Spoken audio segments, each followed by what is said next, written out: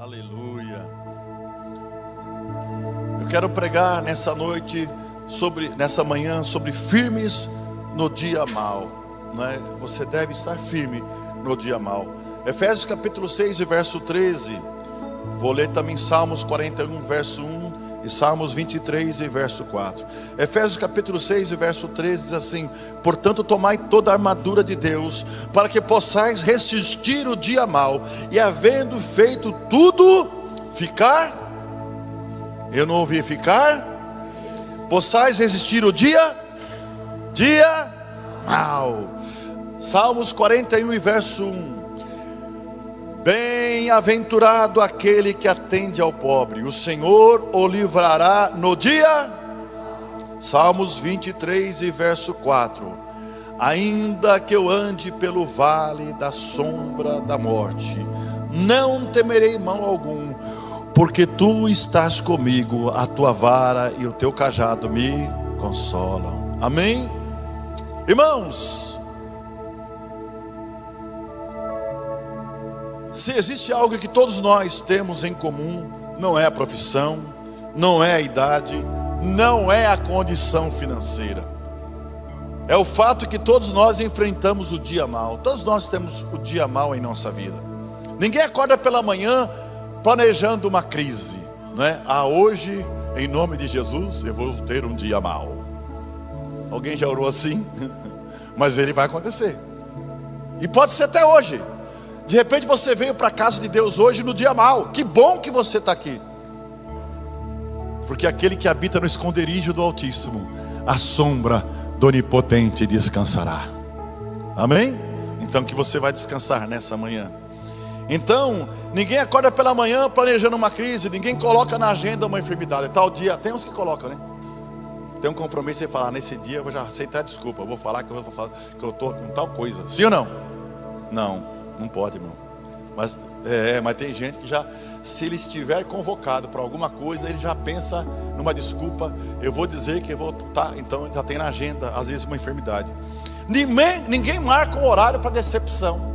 Eu vou aqui marcar na minha agenda que tal dia, tal hora eu vou me decepcionar. Eu já marquei sim, né? Tinha uma pessoa que estava muito brava comigo aqui na igreja, e ela estava muito chateada comigo, e eu marquei um dia e horário para ir na casa dela, porque eu sabia que eu ouvia um monte de coisa, e ela nem me chamou para entrar. Já no portão ela começou, mas já estava agendado, né? Pastor agenda para confusão também, não pode ficar tranquilo. Eu acho que a única agenda que tem é de pastor, né? Para saber que vai ouvir um monte de coisa. E a mulher já começou a falar um monte de coisa para mim, toda sorte de maldição. Falou que até que eu seria transferido da polícia militar, que não sei o que, ia ser mandado embora. E falou, e misturou a igreja com polícia, virou um rolo, uma confusão. Mas eu deixei, o Espírito Santo falou, cala a boca. Minha esposa estava junto, me cutucou. Você não vai falar nada não? Eu falei, não. Porque quem fala muito vai ficar devendo para você depois. E depois essa pessoa me procurou desesperadamente para pedir perdão, porque eu só fiquei calado. O segredo de nós estarmos aqui, como diz lá em Isaías 53, é porque ele foi levado como um cordeiro mudo a matadouro. Ele podia questionar um monte de coisa. O julgamento foi injusto, uma morte injusta, mas ele foi oprimido pelas nossas transgressões, e o castigo que nos traz a paz estava sobre ele, e pelas suas pisaduras nós somos sarados. Amém, queridos? Mas a agenda para decepção tem sim, para alguns, né? Então, mas Paulo diz, se vier o dia mau, veja que ele não diz se vier o dia mau, ele fala no dia mau, ou seja, o dia mau vai ter para todo mundo. Não é que se vier não, vai ter para todo mundo, né? Porque o dia mau não é uma possibilidade, o dia mau é uma realidade cristã. A diferença não está em quem enfrenta o dia mau, a diferença está em quem permanece de pé quando esse dia chega. Reflitam, o mesmo vento que derruba uma árvore sem raízes vai fortalecer aquela que está profundamente plantada. Eu sei que você não entendeu, mas você vai entender até eu terminar essa palavra. Guarde isso no seu coração. O dia mau, em primeiro lugar, não é um sinal de abandono. Uma das maiores mentiras do inferno é fazer o cristão acreditar que a dificuldade é a prova de que Deus o abandonou. Mas a Bíblia mostra exatamente o contrário. Algumas histórias de grandes homens da Bíblia que enfrentaram os dias e até meses e anos maus, mas que Deus num segundo momento os exaltaram sobremaneira. José do Egito enfrentou o poço, enfrentou a traição, enfrentou ser vendido pelos seus irmãos como escravo, enfrentou o exílio do seu pai, e seu pai pensando que ele estava morto, enfrentou tudo isso, mas Deus tira ele de um calabouço, não dá tempo de pregar muito sobre isso, e coloca ele como governador do Egito. O homem sem importância nenhuma, Deus tira ele desse ostracismo e coloca ele com uma maior importância no Egito. Sabe por quê? Deus tinha um propósito com a família do seu pai Jacó. Quando você pega a genealogia de Jacó, misericórdia, chega em Jesus. Às vezes Deus nos coloca distante, até dos nossos, porque um dia Deus vai nos usar para salvar os nossos. Você entende isso? Amém?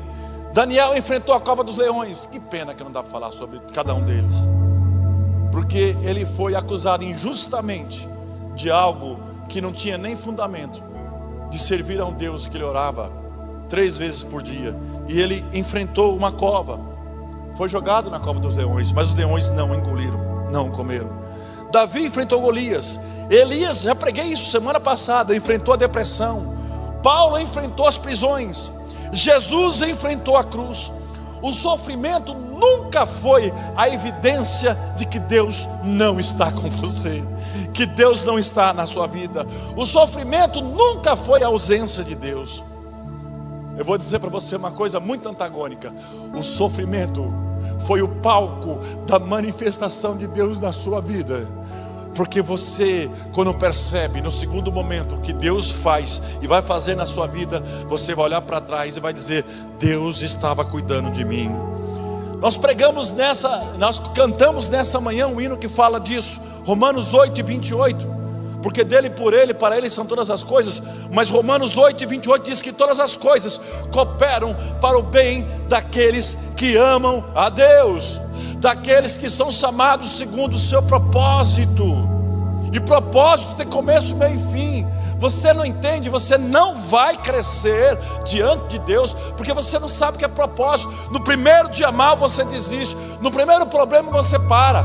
Você entrega seu cargo na igreja, já larga de ser. Eu não entendo, eu não sou de um tempo onde as pessoas deixam de ser consagradas. Consagrado é consagrado. Vai desconsagrar como? Há pessoas que desistem daquilo que Deus colocou na mão. Então todas as coisas cooperam para o bem daqueles que amam a Deus. Todas, está o dia mal também. Não está só as coisas boas, são todas as coisas, inclusive o dia mal. O que hoje parece uma tragédia pode ser um cenário onde Deus está escrevendo o seu próximo testemunho. Amém? Amém. Em segundo lugar, o dia mal revela às vezes aquilo que o dia bom esconde. Enquanto tudo está funcionando, qualquer um parece ser forte, mas quando a tempestade da vida vem, ela revela qual é o nosso alicerce, onde estamos fundamentados. Jesus fala disso em Mateus 7:24. Ele faz uma comparação, Mateus 7:24 a 27. Ele fala: todos aqueles que ouvem as minhas palavras e as praticam, é comparado a um homem prudente que edificou a sua casa na rocha. Veio o vento, sacudiu tudo, mas ela não caiu. Mas o outro fez a sua casa na areia. Caiu a chuva, transbordou os rios, sopraram os ventos. Estou lendo já o verso 27. E veio ímpeto contra aquela casa, e a casa desabou. Então qual é o seu alicerce? O alicerce é tudo. Nós estamos construindo esse prédio, tivemos que fazer um alicerce. Foi muito dinheiro ali, gente. Foi muito saco de cimento, muito ferro, porque a estrutura que viria depois para aquele alicerce aguentar é muitas toneladas. Então qual é o seu alicerce? Então quem está raso, que tem um alicerce raso, ou está o alicerce da areia, vai cair. Qual é o alicerce do crente? É a oração, a leitura da palavra de Deus, o comprometimento. Agora o camarada só espera para ouvir a palavra de Deus no domingo, Davi. Só no domingo. Tá raso. Qualquer coisa aí que vai acontecer na vida dele, ai pastor, sabe, eu vou dar um tempo. Aí eu não posso falar que está na areia, né? Porque o pastor tem que ser muito educado hoje. Irmão, é assim mesmo, né?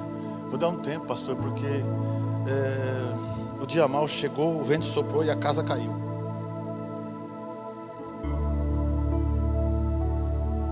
Tem uma música que fala que se a casa cair, deixa que caia, né? Mas você não vai amanhecer na gandaia, não. Vai se converter, rapaz.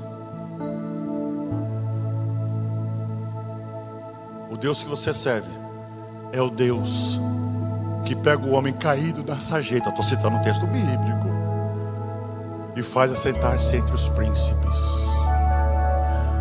faz a mulher estéril gerar filhos, mesmo com 100 anos de idade, como aconteceu com Sara. Entende, meu irmão? As duas casas aqui enfrentaram chuva, a que estava na rocha e a que estava na areia, os mesmos ventos, as mesmas enchentes. A diferença não estava na tempestade, mas estava no fundamento. Muitos querem vitória sem fundamento. Esquece, irmão, esquece. Querem milagres sem obediência, querem colheita sem semeadura. E quanta gente quer colher na plantação do outro, né? Ele se economiza para tudo, mas o pastor dele está em tudo quanto é lugar. Cadê o João? O João encontrei ontem. O João estava no evento político e encontrou o pastor lá, né? Aí o João pensou: esse pastor está em tudo quanto é lugar, né? Onde eu vou, o pastor está. O pastor está. Irmão, quem não é visto não é lembrado. Mas aí o pastor faz a semeadura. Aí o irmão que não quer se economiza de tudo: pastor, o senhor não pode me ajudar? Tem uma pessoa lá, sabe, que o senhor conhece bem ela, o senhor podia falar com ela de mim, né, pastor? Mas o camarada não sai de casa para nada. Ele não vai tomar café com ninguém, ele não conversa com ninguém, ele não tem relacionamento nem com os irmãos da igreja, nem no dia do Brasil jogar. Não. Aí, meu irmão, fica difícil, o seu alicerce está raso. Tem um versículo, já preguei sobre isso aqui. Já preguei, que fala que aqueles que se isolam são como os loucos. Quem é louco não tem relacionamento, porque ele não tem um raciocínio. Ele brinca com o outro, mas ele não tem nada duradouro, porque é doidão, não é? Então não se isole, irmão. Então às vezes tem gente querendo, que não planta, mas ele quer colher na seara do outro. Querem colheita sem semeadura, mas Deus trabalha profundamente. Aonde está a sua raiz? A árvore diz que o tamanho que estão para cima é o tamanho da raiz para baixo. E vem o vento, ela chega em verga assim, ó. Você fala: agora vai cair. Aqueles coqueiros, ela fala: agora vai. Vai nada, porque o que você está vendo para cima tem para baixo. Cai não, irmão. Que nessa manhã você possa alicerçar a sua vida espiritual na rocha que é Cristo. Pastor, vai vir o dia mal? Vai. Você vai ficar triste? Vai ficar triste. Não tem problema nenhum. Evidentemente que a gente não dá nem para a gente se comparar com Jó, né? Mas que você possa fazer a oração que Jó fez: ainda que ele me mate, eu nele esperarei. Ainda que a minha carne se consuma nos meus ossos, eu verei a Deus. Estamos bem longe disso aí, irmão. A tempestade não cria rachadura, ela revela qual é o alicerce que você tem. Sabia? Qual é o alicerce que você tem? Você vai revelar, né? Tem um trincadozinho que apareceu ali na construção, achei que fosse alguma coisa, fiquei preocupado, né? Aí falei com o engenheiro, ele falou: não, isso aí é do reboque mesmo, que é dilatação, é superficial. Eu falei: então já não está na fundação, glória a Deus, não é? Em terceiro lugar, para a gente sobreviver no dia mau, nós temos que ter a armadura da sobrevivência. Em Efésios capítulo 6, verso 14 a 17, o apóstolo Paulo, ele está preso, mas ele começa. Paulo era tremendo. Paulo, ele dava um jeito de tirar pregação de onde ele estava. Ele estava preso entre os soldados romanos. Ele começou a olhar para os soldados romanos. Irmãos, e se tinha uns camaradas preparados para a guerra, era soldado romano. Os caras tinham uns negócios, né, um ornamento preparado mesmo, sabe como é que é? Uma indumentária de guerra ali, peitoral, capacete, não sei o que, né? Os caras eram bem. Olha lá, até aparece um ali para você ver no telão, né? E Paulo começou a olhar para aquele camarada. O Espírito Santo começou a falar com ele, né? E ele começa a ter uma revelação da armadura de Deus, em Efésios capítulo 6. Mas o cristão não está o cristão está em guerra. Mas ele não é guerra contra pessoas, não é guerra contra partidos políticos, contra familiares, mas contra as forças espirituais da maldade. Então você está numa guerra espiritual. Qual é o problema do dia mal? O problema do dia mal é que você não conhece o seu inimigo. E quando você não conhece o seu inimigo, não conhece a arma que você tem, eu tenho certeza que se dá uma bazuca para vocês aqui, é uma arma poderosa, sim ou não? Mas tem gente que é perigoso se matar com ela. Vai apontar para ele mesmo. Como é que mexe com isso aqui? Pum! Morreu. Não conhece a arma. Você conhece a Bíblia, irmão? Conhece a Bíblia? Pastor, pois é. Ele não conhece a arma. Satanás conhece, irmão. Sabe de cor, cada versículozinho. Quando Jesus foi ser tentado lá no deserto, ele falava um versículo, Jesus falava outro. Falava um, falava outro. Era uma briga de versículo. Batalha de versículo. Agora você não conhece a arma? Como é que vai lutar? Não conhece? Vem a quinta-feira, irmão. Tem irmão que me... irmão, é duro ser pastor. Tem uns irmãos aqui que me cobraram: pastor, nós vamos ter uma escola bíblica nessa igreja. Até tinha antes da pandemia. Agora tem, o desgramado fica em casa, assistindo novela. Mas eu quero encontrar com ele, porque ele não veio também hoje. Eu quero encontrar com ele. Falar: viu, não estou vendo você aqui. Você me perturbou para ter a escola bíblica, você não vem. Aí não conhece a Bíblia. Aí não sabe nada. Então a nossa guerra não é contra a carne, o apóstolo Paulo falou, nem contra o sangue, mas contra as forças espirituais da maldade. Quando você entra na guerra e você conhece o seu inimigo, sabe que armas que ele vai usar, aí, meu irmão, você já está 90% que essa guerra ganha. Por isso, toda guerra, irmãos, toda guerra tem uma estratégia militar: inteligência e contra-inteligência. Ou vocês acham que quando a polícia militar, por exemplo, vai fazer uma reintegração de posse em um acampamento, alguma coisa, a polícia chega lá de supetão: vamos reintegrar? Não. Tem policiais lá que você nem sabe, envolvido no meio do povo lá, vestido sem terra, lá acampado há 3 meses lá, longe da família, tá lá acampado lá, ninguém sabe que é polícia, tá lá para ver se os caras têm foice, tem armas, tem não sei o que. Você é louco? Você vai botar uma tropa lá, os caras estão armados, e aí, como é que eu vou lá? Preciso saber quem está lá. Então quando você conhece o seu inimigo, você sabe a estratégia dele, e você conhece a sua arma, e você conhece o seu comandante, aí não tem nada. O apóstolo Paulo estava preso, ele começou a olhar para aquelas roupas daqueles soldados, os bonitão, fortão, coraça, olha, capacete, o elmo. Rapaz, o Espírito Santo começou a falar com ele, né? Então veja que ele fala aqui em Efésios capítulo 6 e verso 14, tudo isso para você vencer o dia mal. Aí começa, e a própria Bíblia começa a descrever aqui, o apóstolo Paulo descreve essa armadura de Deus. Ele fala assim: estáis, pois, firme. Primeiro começa, irmão, o camarada desnutrido, você pode colocar a melhor farda nele, o melhor colete nele, a melhor arma, ele vai cair com tudo, está desnutrido, desgramado. Tinha um amigo meu, um policial, o bicho era magro, eu não gostava de patrulhar com ele, porque tem a questão visual também do impacto quando você chega no lugar, né? Chega lá um tampinha, só pede, o cara dá uma voadora, já vai lá, ele vira até munição para os outros. É perigoso machucar quando ele voar lá, bater nos outros lá. Então, mas o camarada está desnutrido, está difícil, irmão. Aqui ele fala: estáis, pois, firmes. Então está firme, irmão. Firme, irmão. Irmão, cuidado. A aparência é tudo. Satanás não sabe o que você está pensando. Ele pode até colocar pensamentos através da sua visão. Você vê alguma coisa, ele vai induzir você a pensar em alguma coisa, mas ele não sabe o que você pensa. Tem que ter um versículo que fala que quando você for jejuar, o que você faz? Põe um sorrisão aqui, a barriga está roncando e você sai feliz. E essa lombriga está brigando, né? A comunitária com a solitária, com tudo brigando lá dentro. E você está aqui, ó. Está no propósito com Deus, está jejuando. A Bíblia fala: não é para você sair triste. Não. Agora tem gente que ele está firme, que é uma beleza. O camarada já está se mostrando fraco, né? Como é que você está? Pastor, Pastor. Tem uns que o diabo nem pega mais, não quer nem saber mexer mais. Fala, isso aí já é meu, isso aí já está com o caminho certo. Larga para lá. Vamos perder tempo com isso aí não. Vamos para outro, vamos para outro, esse aí já está caído. Esse já, nem o diabo quer mais, né? Porque está fraco demais, né? Ai, pastor, eu estou ruim. Ai, casa, pastor. Eu não sei o quê. O meu filho, pastor.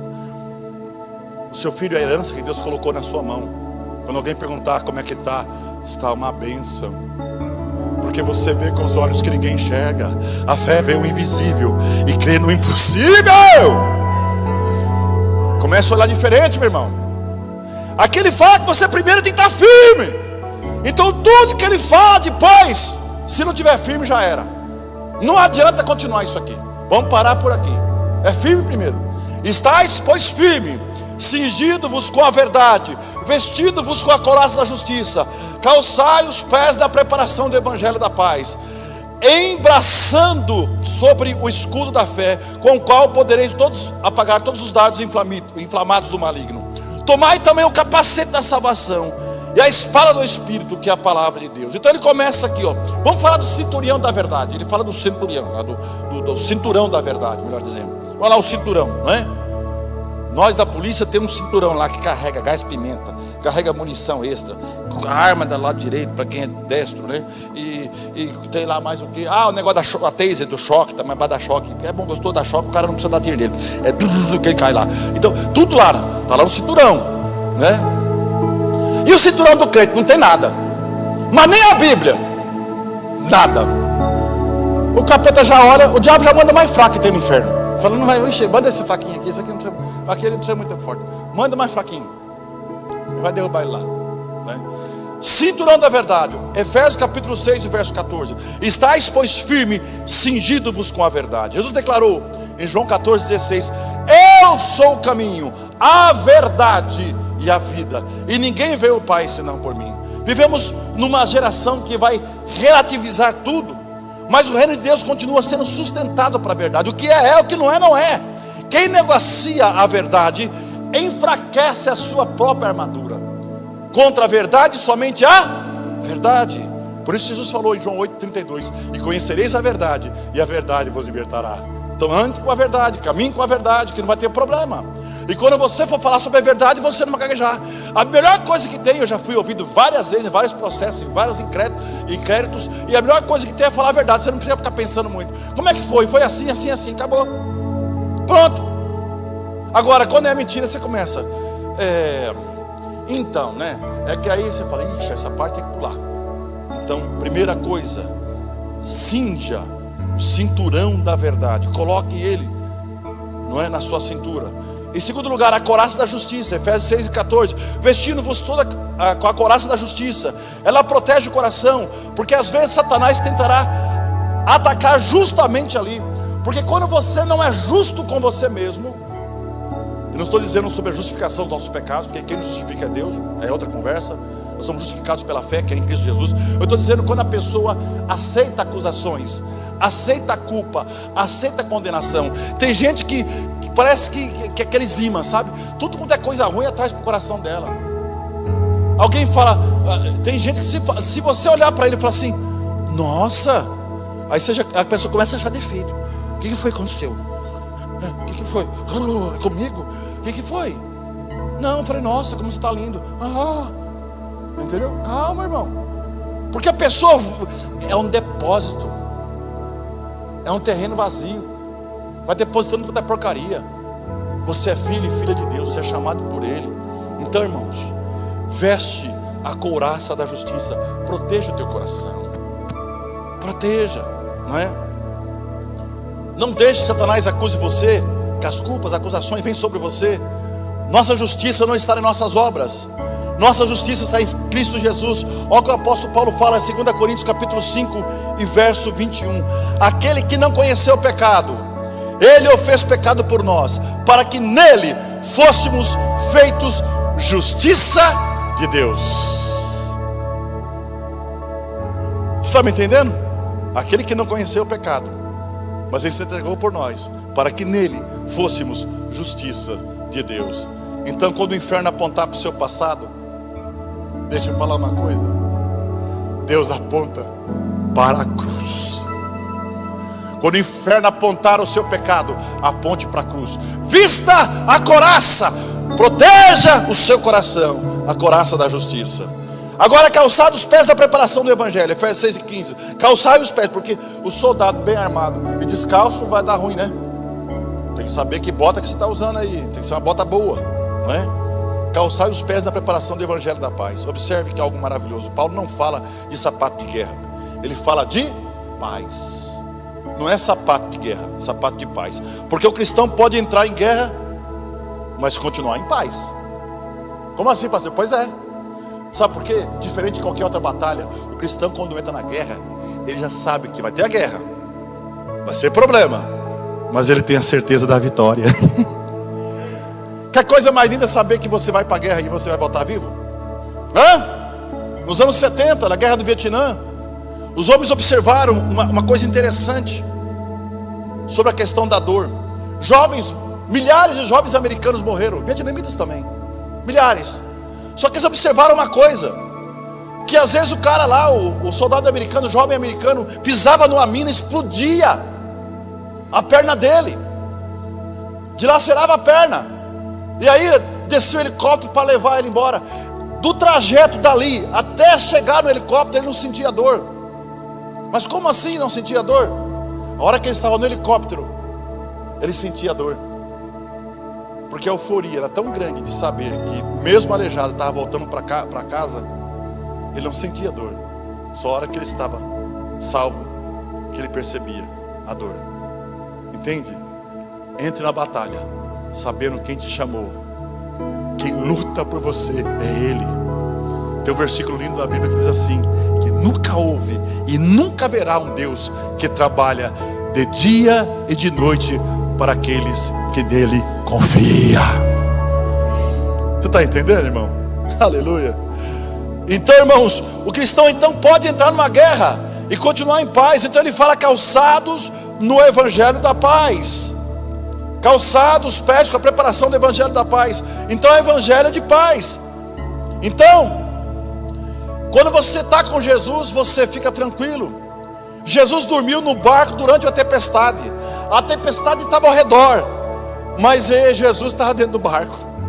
Isaías capítulo 26, verso 3 diz assim: tu conservarás em perfeita paz, cujo propósito é firme, porque Ele confia em ti.